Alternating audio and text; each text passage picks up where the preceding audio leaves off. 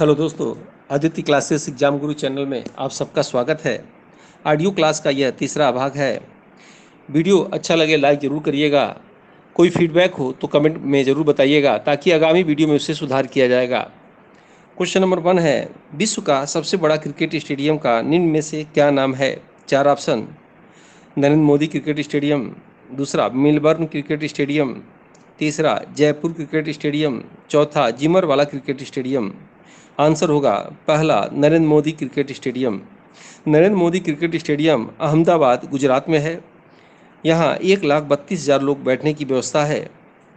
और विश्व का दूसरा सबसे बड़ा क्रिकेट का stadium Melbourne cricket stadium Australia में है, जहाँ 1,00,000 लोग के बैठने की व्यवस्था है।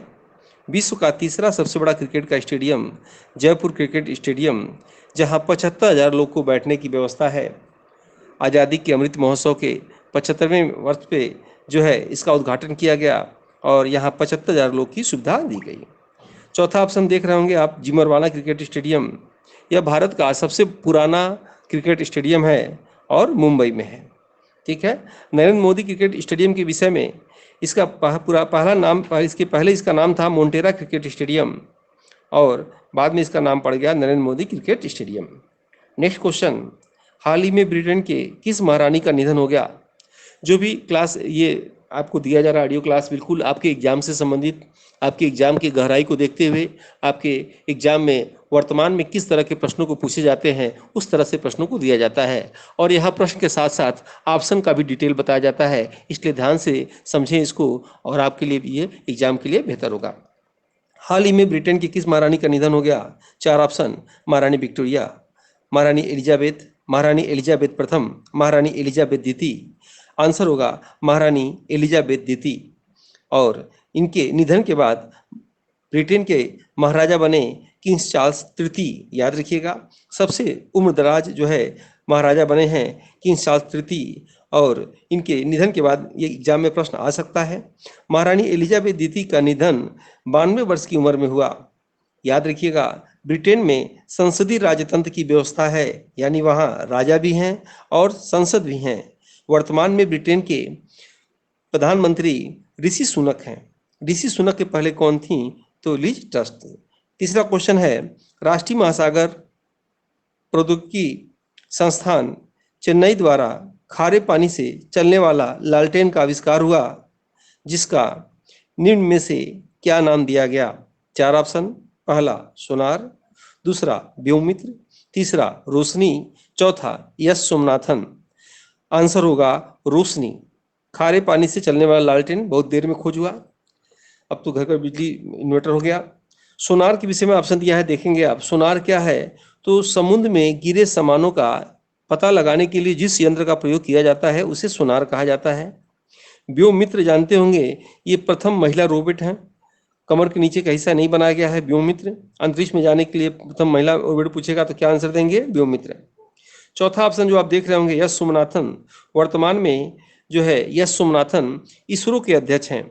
इसरो के अध्यक्ष हैं, आप जानते होंगे। इनसे ही मिलता जुलता एक और नाम है टीवी सोमनाथन। टीवी सोमनाथन अगर पूछेगा तो वित्त सचिव हैं। वही वित्त सचिव जो 1 रुपए के नोट पे साइन करते हैं, बाकी सभी नोट पे आरबीआई के गवर्नर साइन करते हैं। तो याद रखिएगा, यहाँ आपको यश सोमनाथन क्या जानना है? यश सोमनाथन इसरो के वर्तमान में अध्यक्ष हैं। तो इसरो की स्थापना कब हुआ था? 15 अगस्त 1969 को 1969 में जो है इसरो की स्थापना हुआ था, जिसका मुख्यालय हेड ऑफिस जो है बेंगलोर में है। अंतरिक्ष क्रियाओं का भारत में कंट्रोल कौन करता है? तो इसरो करता है। याद रखिएगा, भारत का प्रथम प्राइवेट अंतरिक्ष स्टेशन का नाम स्काई रूट है और जिसका प्रथम प्राइवेट रॉकेट विक्रम छोड़ा गया, विक्रम है। ठीक है। नेक्स्ट क्वेश्चन, वैज्ञानिक एवं औद्योगिकी अनुसंधान परिषद CSIR की प्रथम महिला महानिदेशक किसे नियुक्त किया गया है? 4 ऑप्शन।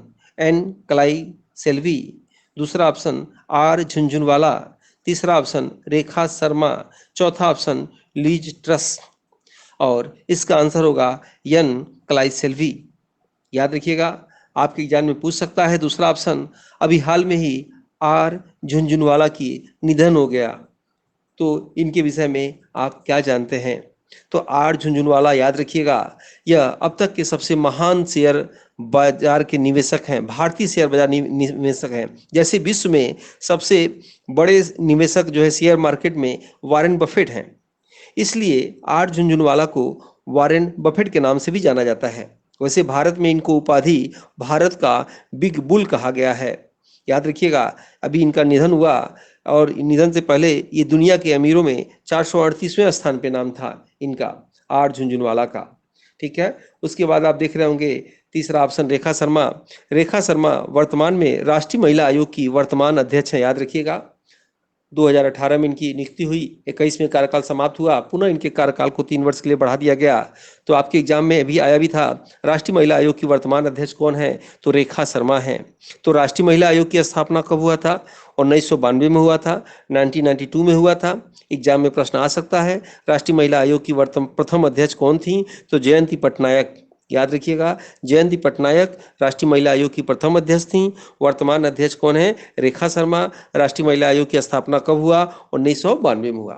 चौथा ऑप्शन देख रहे होंगे लीज ट्रस्ट। अभी आपको बताया हमने, लीज ट्रस्ट अभी वर्तमान में जो ब्रिटेन के प्रधानमंत्री हैं ऋषि सुनक, उनसे पहले ये हुई थी, सितंबर 2022 में हुई थी, अक्टूबर 2022 में इन्होंने इस्तीफा दे दिया, उसके बाद ऋषि सुनक है।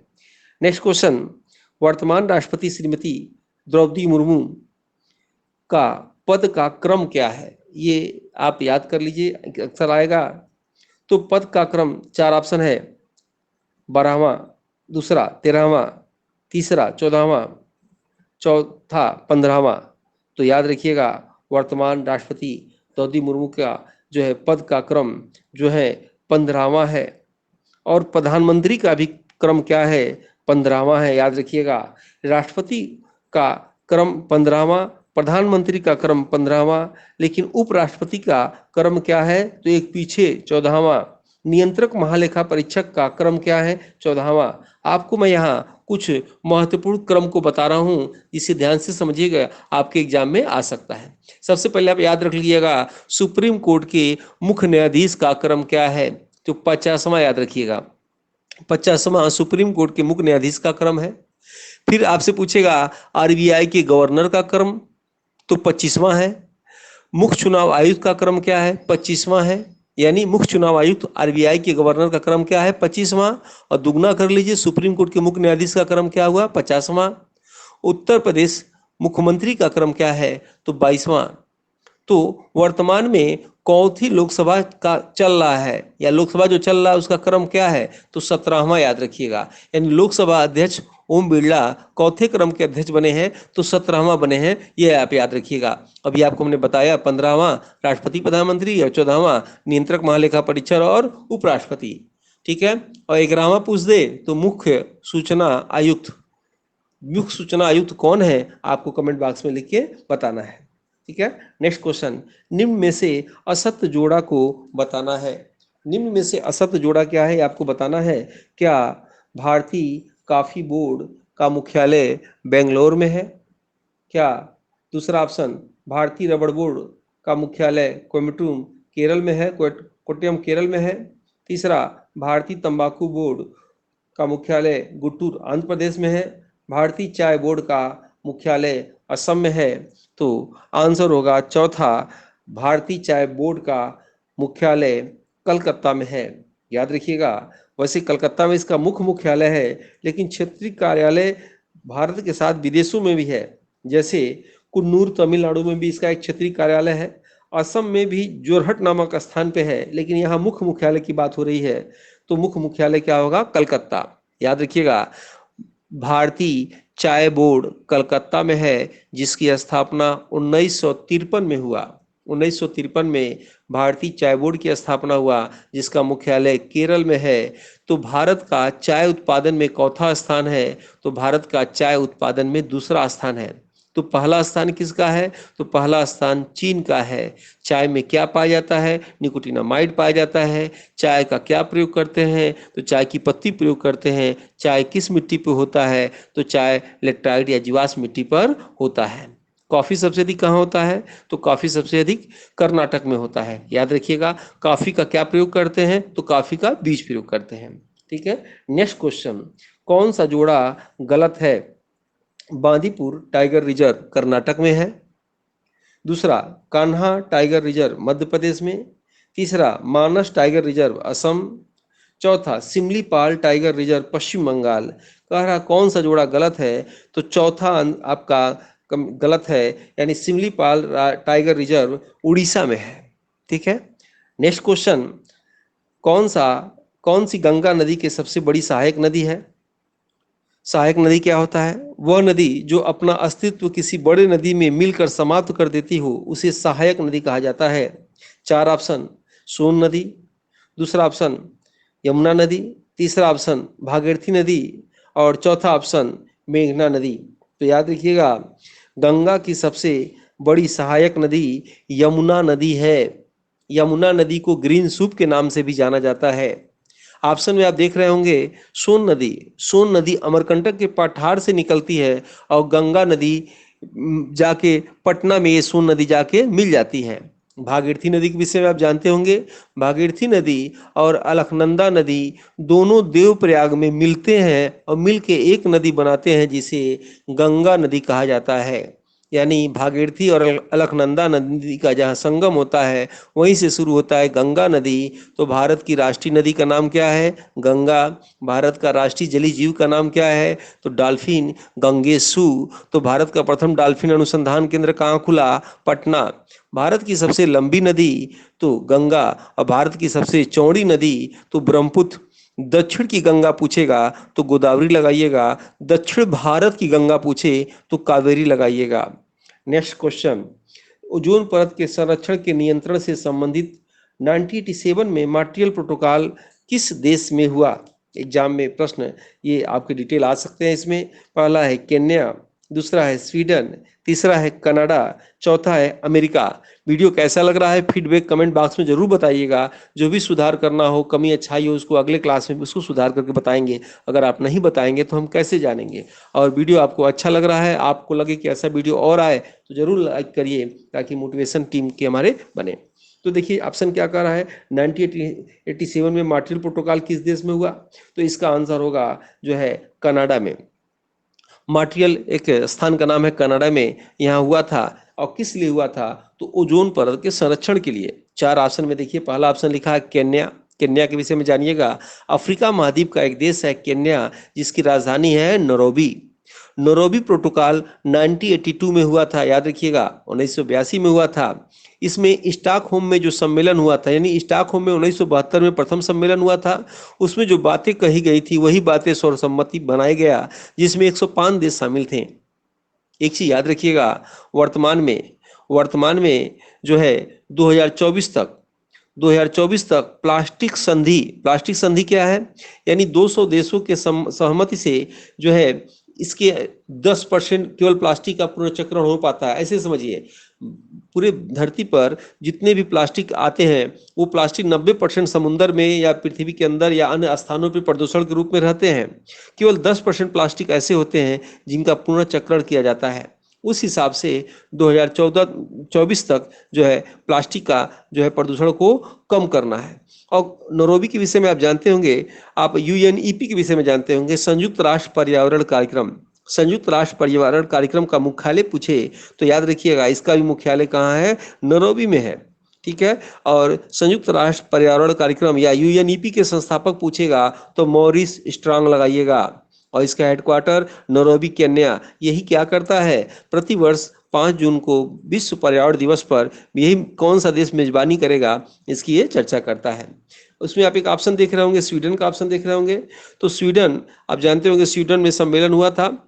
स्वीडन क्या है? स्वीडन की राजधानी स्टॉकहोम। 1972 में सम्मेलन हुआ था। और प्रथम पर्यावरण पर जो है अंतर्राष्ट्रीय सम्मेलन हुआ था, याद रखिएगा। यानी कह सकते हैं कि प्रथम संयुक्त राष्ट्र अंतर्राष्ट्रीय सम्मेलन आयोजित किया गया यूएनओ द्वारा, जिसे स्टॉकहोम सम्मेलन के नाम से जाना जाता है। और यहीं पर भारत की जो है प्रथम महिला प्रधानमंत्री स्वर्गीय इंदिरा गांधी जब इसमें गई थी, तो यानी 1972 में जब लौट के आई तो भारत में वन्य जीव संरक्षण अधिनियम 1972 में लागू कर दी। और इसी के हिसाब से क्या होता है कि इसी के हिसाब से आगे जो है 1 साल बाद प्रोजेक्ट टाइगर जो है भारत में शुरुआत कर दिया जाता है। ठीक है। प्रोजेक्ट टाइगर की शुरुआत कब होता है? तो ये भारत में 1973 में हो जाता है। ठीक है, उसके बाद एक ऑप्शन देख रहे होंगे अमेरिका का। तो अमेरिका में क्या है कि अमेरिका में जो है न्यूयॉर्क घोषणा आप कह सकते हैं वनों पर 2014 में अमेरिका में न्यूयॉर्क घोषणा हुआ था। ठीक है, नेक्स्ट क्वेश्चन है पर्यावरण संरक्षण अधिनियम भारत में कब लागू हुआ? चार ऑप्शन 1972, 1980, 1986, 1997। तो आंसर होगा 1986, 1986 में। ठीक है, पर्यावरण संरक्षण अधिनियम 1986 में। एक ऑप्शन आप देख रहे होंगे 1972। 1972 में क्या हुआ था, अभी आपको बताया गया था। 1972 में जैसे वन संरक्षण अधिनियम पूछेगा तो याद रखिएगा 1980 लगाएंगे तो वन संरक्षण अधिनियम आपको याद रखना है, यानी वन वन अधिनियम। और 1972 पूछेगा तो वन जीव अधिनियम, यानी वन संरक्षण अधिनियम केवल वन पूछेगा तो 80 और वन जीव पूछेगा तो 1972। और 80 के बाद 81 पूछ दे तो 81 में वायु प्रदूषण। कुछ महत्वपूर्ण सन के विषय में आपसे हम चर्चा कर रहे हैं, ध्यान से सुनेंगे आपके लिए और मेरे साथ बोलेंगे तो अच्छा रहेगा, आपको याद हो जाएगा। ठीक है, अगर हम आपसे पूछें कि डॉल्फिन परियोजना भारत में कब शुरू हुआ तो 1997 में डॉल्फिन परियोजना। एक मार्ग एक्ट कब शुरू हुआ भारत में तो 1937 में। वायु प्रदूषण 1981 में। प्रोजेक्ट टाइगर 1973 में। हाथी परियोजना 1992 में। जैव विविधता अधिनियम भारत में कब शुरू हुआ तो 2002 में। जल प्रदूषण 1974 में और केंद्रीय गंगा प्राधिकरण 1985 में और नमामि गंगे 2014 में। याद न हो रहा हो, इसको वीडियो को चला के बार बार सुनेंगे तो याद हो जाएगा। कोई काम भी कर रहे हो तो इसको ऑन कर दीजिए हैंड फ्री करके, सुनेंगे, सुनते ही याद हो जाएगा। और मैं जानबूझ के इसकी डिजाइनिंग इस वीडियो कैसी कर रहा हूँ या आप कोई वर्क करते भी रहें, इसको सुनते रहिए, सुनते सुनते वो चीज़ याद हो जाती है। अब देखिए नेक्स्ट क्वेश्चन है, उस मुगल शासक का नाम बताइए जो 7 दिन में 7 रंग के कपड़े पहनता था। चाहे पहला ऑप्शन बाबर, दूसरा हुमायूं, तीसरा अकबर, चौथा जहांगीर। आंसर होगा हुमायूं। याद रखिएगा, जो पांचवा यूनिट है भारतीय संस्कृत से ऐसे प्रश्न अधिकतर आ सकते हैं, ध्यान से सुनेंगे। हुमायूं के विषय में, बस चारों शासक के विषय में, मुगल शासक के विषय में चर्चा करेंगे ताकि कुछ प्रश्न आए तो आपसे गलत ना हो। पहला प्रश्न, राज्याभिषेक 2 बार किस मुगल शासक का हुआ? हुमायूं का और उसके बाद औरंगजेब का। याद रखिएगा, ज्योतिष में, जादूगरी में विश्वास करने वाला मुगल शासक सबसे अधिक कौन था? हुमायूं। 7 दिनों में 7 रंग के कपड़े पहनने वाला हुमायूं। चित्रकला का स्वर्ण काल तो जहांगीर के काल को कहते हैं, लेकिन चित्रकला का प्रारंभ किस मुगल शासक के काल में हुआ? तो आंसर आप क्या देंगे? हुमायूं। याद रखिएगा, चित्रकला का प्रारंभ हुमायूं के समय, लेकिन चित्रकला का स्वर्ण काल जहांगीर के समय। जैसे स्थापत्य कला का स्वर्ण काल शाहजहां के समय, साहित्य का स्वर्ण काल अकबर के समय, कला और साहित्य का स्वर्ण काल चंद्रगुप्त विक्रमादित्य के काल को कहा जाता है, और हिंदी साहित्य का स्वर्ण काल भक्ति काल को कहा जाता है। तो मीना बाजार की स्थापना, दिल्ली में मीना बाजार की शुरुआत किसने किया? हुमायूं ने किया। यानी पुराना किला का निर्माण दिल्ली में किसने किया? हुमायूं ने किया। और याद रखिएगा, हुमायूं के विषय में एक इतिहासकार थे लेनलुप ने कहा कि हुमायूं ने लड़खड़ाते हुए राज किया और लड़खड़ाते हुए सीढ़ियों से गिरकर मर गया। और हुमायूं के हारने का प्रमुख कारण क्या था? कि अपने राज्य को अपने भाइयों में बांटना और युद्ध के समय इनके भाइयों का इनका साथ न देना। उसके बाद ऑप्शन एक देख रहे होंगे, पहला ऑप्शन बाबर। तो बाबर के विषय में क्या क्या पूछ सकता है? सब कुछ मैं नहीं बता रहा हूँ, बोल रहा हूँ, क्योंकि पढ़ाते समय जो हम लोग को अनुभव है वो हम लोग जानते हैं। आपको संस्कृति में यही सब प्रश्न आएंगे। बाबर के विषय में जो लग रहा है मैं बता रहा हूँ, ध्यान से सुनिएगा। बाबर को उपाधि बादशाह, पातशाह या कलंदर या गाजी की उपाधि मिला हुआ है, यानी 3 उपाधि, बादशाह, पातशाह, दूसरा कलंदर और तीसरा गाजी। याद रखिएगा, तुगलकामा पद्धति या उस्मानी पद्धति से युद्ध प्रारंभ भारत में किसने किया? तो बाबर ने किया। एक तोप को दो तोप को एक साथ बांध दिया जाए, उससे जो गोली छोड़ा जाता था। ज्यामिति विधि से भारत में बाग लगाने की शुरुआत किसने किया? तो बाबर ने किया। याद रखिएगा, ज्यामिति विधि मतलब एक खेत किसी का है तो खेत में रस्सी से निशान लगा दिया जाए ऐसे तिरछा करके, और बीच में जो पॉइंट बन रहा हो 2 रेखाओं का, वहां पे बागीचा लगाना या बीच में बागीचा लगाना। ज्यामिति विधि से बीच में कुछ और भी खेती हो जाएगी। एक याद रखिएगा, एक पद शैली होती थी मुवैयान पद शैली की शुरुआत भारत में किसने किया? बाबर किया। गज बाबरी, याद रखिएगा, गज बाबरी भूमि मापने का पैमाना है, किसने शुरू किया? तो बाबर ने किया। लोधी वंश जब आप पढ़ेंगे तो सिकंदर लोधी का गज सिकंदरी, याद रखिएगा, गज सिकंदरी, ये भी भूमि मापने का पैमाना था, सिकंदर लोधी के समय हुआ था। 39 उंगल भूमि मापने का पैमाना था, उसी को चेंज करके 41 उंगल किसने कर दिया? बाबर ने कर दिया। और नाम नाम क्या रखा? गज बाबरी।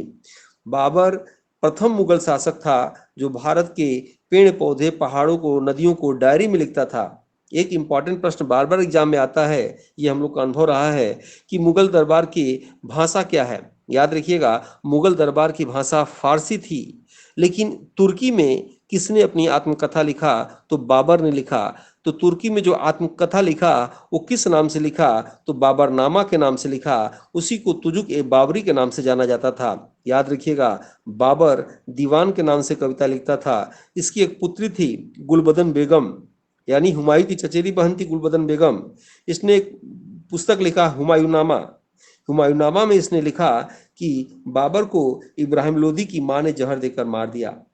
याद रखिएगा, बाबर प्रथम शासक था जिसे 2 बार दफनाया गया। 2 बार दफनाने का मतलब क्या? जो ये प्रथम बागीचा जो है ज्यामिति विधि से आराम बाग आगरा में बनाया था, वहां इनको दफना दिया गया। जब बाबर नामा पढ़ा गया, उसमें लिखा था इनकी आखिरी इच्छा है इनको काबुल में दफनाया जाए, तो दोबारा कब्र से निकाल के इनको जो है काबुल में दफनाया गया। एक और ऑप्शन आप देख रहे होंगे, अकबर। अकबर के विषय में प्रश्न अक्सर आपके सालवर में आ चुका है, इसलिए अकबर के विषय में ध्यान से सुनिएगा। पहला प्रश्न आता है, जब भारत में व्यापार करने के लिए ईस्ट इंडिया कंपनी आई, तो ईस्ट इंडिया कंपनी का जब स्थापना हुआ ब्रिटेन में, तब उस समय भारत का शासक कौन था? तो याद रखिएगा, अकबर थे। भारत का शासक अकबर थे। लेकिन जब ईस्ट इंडिया कंपनी वहां से यहाँ के शासन से मिलने आई, तो उस समय शासक कौन था? तो याद रखिएगा, उस समय शासक जो है कौन थे? तो जहांगीर थे। एक और प्रश्न आएगा, आता है कि भारत में मनसबदारी व्यवस्था किसने शुरुआत किया? अकबर ने। साहित्य का स्वर्ण काल किसे कहते हैं, या मुगल काल का स्वर्ण काल किसे कहते हैं? अकबर को कहा जाता है। अटक का किला यानी लाहौर का किला, आगरा का किला जिसे उत्तर प्रदेश का लाल किला कहा जाता है, इलाहाबाद का किला किसने बनाया? तो इसका निर्माण अकबर ने कराया। झरोखा प्रथा का प्रारंभ किसने किया? झरोखा प्रथा की प्रारंभ अकबर ने किया। चौकी प्रथा का प्रारंभ किसने किया? तो अकबर ने किया। और गणिकाओं के लिए शैतानपुरी नगर की स्थापना नगर से बाहर किसने किया? तो अकबर ने किया। बहुत इंपॉर्टेंट प्रश्न, अकबर के समकालीन तुलसीदास थे, याद रखिएगा। यानी तुलसीदास ने बनारस में जो है इन्हीं के समय रामचरितमानस की रचना किया। और सूरदास के समकालीन भी जो है, अकबर के समकालीन भी सूरदास थे। एक जैन संत थे हरविजय सूरी, ये भी इन्हीं के थे। अकबर के 9 रत्न थे, आप नाम जानते होंगे, उनके विषय में प्रश्न आता है। एक पेटीकोट शासन का अंत किया, यानी एक पर्दे के अंदर इनकी माँ बैठी होती थी, वहीं से शासन कुछ नियम बताती थी, बीच में बैठ के जो है ये शासन किया करते थे, उसी को पेटीकोट शासन कहा जाता है। तो पेटीकोट शासन का अंत अकबर ने कब किया? तो 1562 ईस्वी में किया। एक और प्रश्न आता है, 13, याद रखिएगा, 13 साल 9 माह का जब ये अकबर थे, तभी ये जो है गद्दी पर बैठे थे। यानी पूछे आपसे कि सबसे कम पढ़ा लिखा शासक कौन था? तो अकबर था। लेकिन सबसे अधिक पढ़ा लिखा शासक कौन था? तो याद रखिएगा, सबसे अधिक पढ़ा लिखा शासक जो है मोहम्मद बिन तुगलक था, जिसे मूर्ख पागल शासक की उपाधि इतिहास में कहा जाता है। 1562 में अकबर ने पेटीकोट शासन का अंत किया। तीर्थ यात्रा कर भी समाप्त कर दिया 1563 में। जजिया कर भी समाप्त कर दिया 1564 में। फतेहपुर सिकरी की स्थापना किया 1571 में। हल्दी घाटी का युद्ध लड़ा 1576 में। मजहर प्रथा की शुरुआत किया 1579 में। और सभी धर्मों को मिलाकर एक धर्म बनाया दीन इलाही 1581 में। और हिजरी संवत की शुरुआत किया 1584 में। इसी प्रश्न में एक और ऑप्शन आप देख रहे होंगे, जो है जहांगीर। तो शॉर्टकट में जहांगीर के विषय में बता दें कि वह मुगल शासक जो सोने की जंजीर लगवाया, न्याय के लिए लगवाया, जहांगीर ने लगवाया। अभी हमने आपको बताया चित्रकला का स्वर्ण काल किसे कहते हैं? तो जहांगीर के काल को कहते हैं। तंबाकू सुरती कौन खाता था? तो जहांगीर खाता था। याद रखिएगा, कमेंट बॉक्स में बताना है तंबाकू निषेध दिवस कब मनाया जाता है। उसके बाद इन्होंने यानी जहांगीर ने अपनी आत्मकथा लिखा, तुजुक ए जहांगीरी के नाम से लिखा। इन्होंने जहांगीर ने क्या किया? सिखों के 5वें गुरु गुरु अर्जुन देव की हत्या करा दिया और अपने एक पुत्र खुसरो को अंधा करके जेल भिजवा दिया। प्रथम अंग्रेज जॉन हॉकिंस 1608 में जो है जहांगीर के समय आए थे और जॉन हॉकिंस के गुरु थे सर टॉमस रो। ये 1615 में जहांगीर के समय में ही आए थे। मुगल काल का जहांगीर ऐसा शासक था जिसने गद्दी पर बैठते ही 12 अध्यादेश जारी कर दिया। और एक कथन कभी कभी पूछता है कि चित्र के अंगों को देखकर मैं बता सकता हूँ कि चित्रकार कौन है। इसीलिए जहांगीर के काल को चित्रकला का स्वर्ण काल कहा जाता है।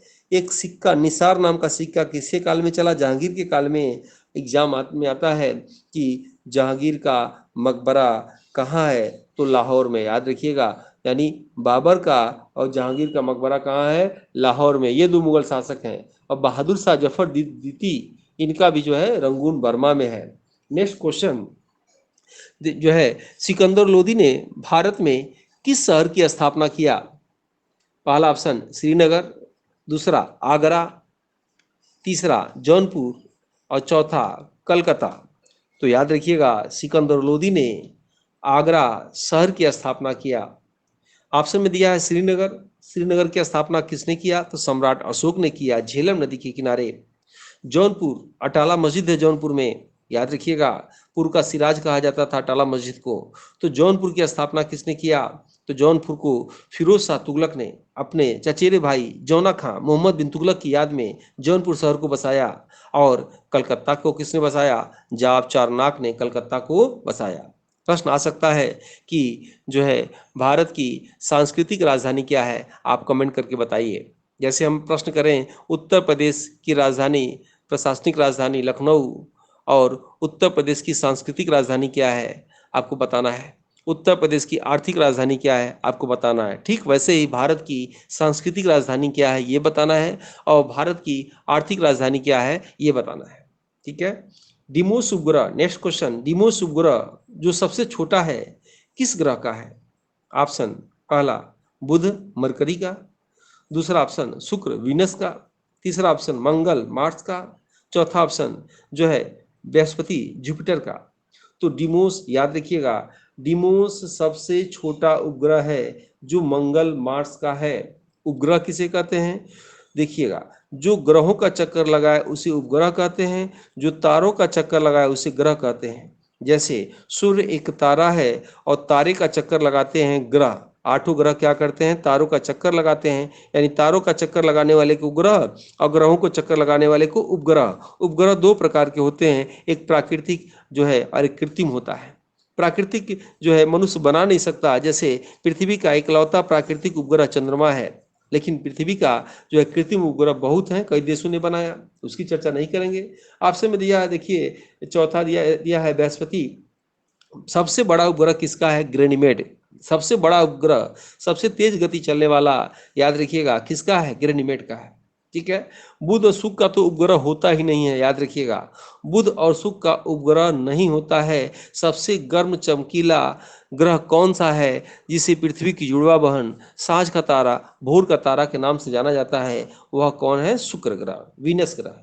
ठीक है। नेक्स्ट क्वेश्चन, भारतीय राष्ट्रीय कांग्रेस कराची अधिवेशन किस वर्ष हुआ था? ऑप्शन 1938, 1939, 1931 और 1929। आंसर होगा 1931। याद रखिएगा, कराची अधिवेशन 1931। यहाँ हम 38 की बात करेंगे क्योंकि 38 से प्रश्न आता है। याद रखिएगा 1938 हरिपुरा में अधिवेशन हुआ था, गुजरात में। हरिपुरा अधिवेशन में याद रखिएगा अध्यक्ष थे सुभाष चंद्र बोस। लेकिन यहीं पर राष्ट्रीय नियोजन समिति की स्थापना हुई थी जिसके अध्यक्ष थे पंडित जवाहरलाल नेहरू। उसके बाद 1939 का हम चर्चा करेंगे। 1939 त्रिचुरी अधिवेशन में सुभाष चंद्र बोस भी जीत गए थे, लेकिन इस्तीफा देने के बाद अध्यक्ष कौन बने? डॉक्टर राजेंद्र प्रसाद। शॉर्टकट में जानिए, आपके एग्जाम में अक्सर पूछता है। 1929 में जो है अधिवेशन कहाँ हुआ था? लाहौर में हुआ था। और यही निर्णय लिया गया कि हम लोग जो है 26 जनवरी को झंडा फहराएंगे।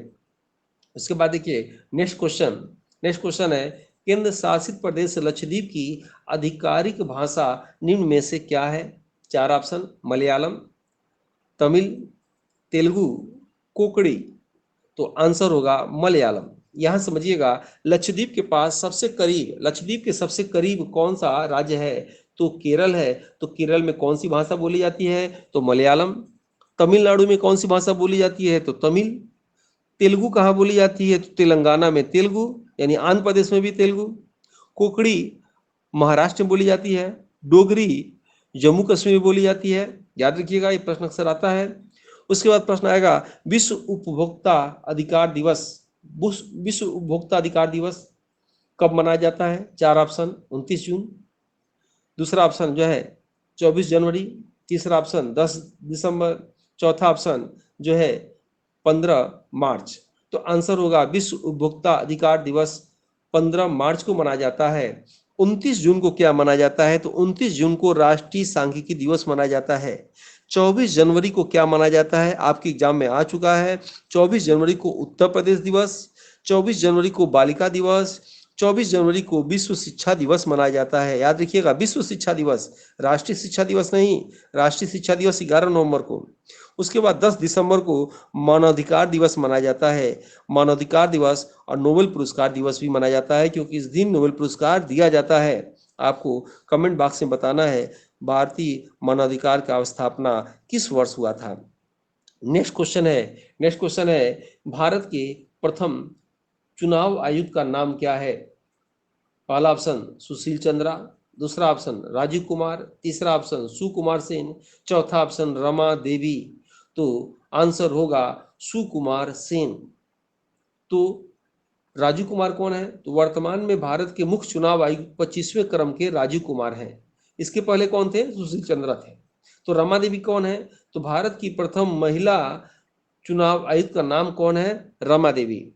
भारत की प्रथम महिला उपराष्ट्रपति का नाम बताएंगे? कौन है? कोई नहीं। भारत की प्रथम महिला आरबीआई की गवर्नर का नाम बताएंगे? कोई नहीं। याद रखिएगा, भारत की प्रथम महिला उप प्रधानमंत्री का नाम बताएंगे? कोई नहीं।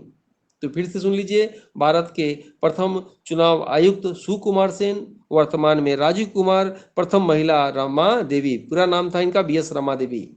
प्रस्तावना की भाषा कहाँ से भारतीय संविधान में लिया गया है? पहला ऑप्शन अमेरिका, दूसरा आयरलैंड, तीसरा ऑस्ट्रेलिया और चौथा रूस। आंसर होगा ऑस्ट्रेलिया, तीसरा आंसर। अब यहाँ इनके विषय में चर्चा करेंगे। अमेरिका से, याद रखिएगा, अगर पूछे प्रस्तावना कहाँ से लिया गया है तो अमेरिका से, लेकिन प्रस्तावना की भाषा पूछे तो ऑस्ट्रेलिया से। याद रखिएगा, अमेरिका से प्रस्तावना के साथ साथ मूल अधिकार लिया गया है, न्यायपालिका लिया गया है, राष्ट्रपति लिया गया है, महाभियोग लिया गया है। ये कहाँ से लिया गया है? अमेरिका से लिया गया है। आयरलैंड से क्या लिया गया है? तो आयरलैंड से नीति निर्देशक सिद्धांत लिए गए हैं। आयरलैंड की राजधानी बताना आपको कमेंट बॉक्स में। उसके बाद ऑस्ट्रेलिया से प्रस्तावना की भाषा के साथ साथ समवर्षीय सूची भी लिया गया है।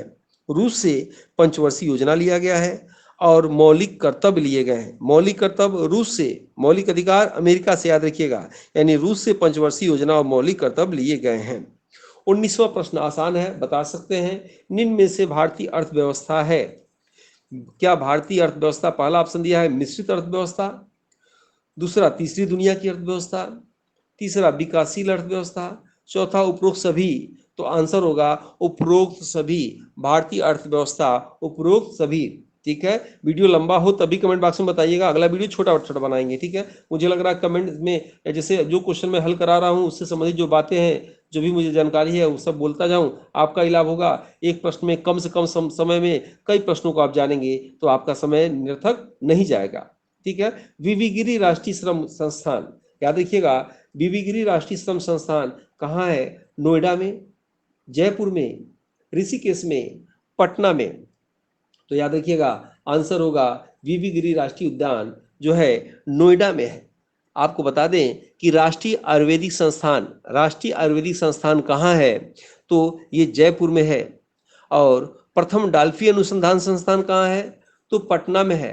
प्रथम डॉल्फिन अनुसंधान केंद्र कहाँ है? पटना में है।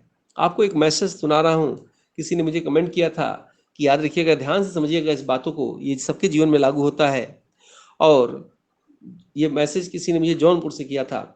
पैर छूकर आशीर्वाद लेना बहुत सरल है, पैर छूकर आशीर्वाद लेना बहुत सरल है, परंतु हमारे कर्म जब किसी के हृदय को छू जाए तब उसके हृदय से हमारे लिए जो आशीष निकलते हैं वही सच्चा आशीर्वाद है। बिल्कुल सही बात जिसने भी लिखा। याद रखिएगा कि आशीर्वाद जो है ऐसा कार्य किया जाए, ऐसा आप भी जब अध्यापक बन जाएंगे या डिग्री कॉलेज में प्रोफेसर बन जाएंगे, असिस्टेंट प्रोफेसर, तो ऐसा पढ़ाइएगा बच्चों को, हृदय से ऐसा पढ़ाइएगा कि उनके हृदय से लगे कोई टीचर पढ़ाया। और आप यकीन करिए, मेरे पढ़ाए हुए बहुत विद्यालयों में शिक्षक हैं, प्राइमरी से लेकर डिग्री कॉलेज तक, और जब भी वो कभी मिलते हैं वो कहते हैं सर आपका जो है फॉलो करता हूँ आज भी।